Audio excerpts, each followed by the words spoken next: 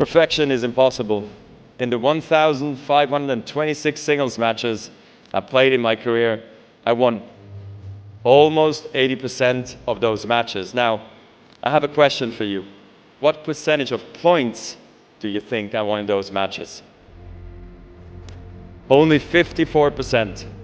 In other words, even top-ranked tennis players win barely more than half of the points they play.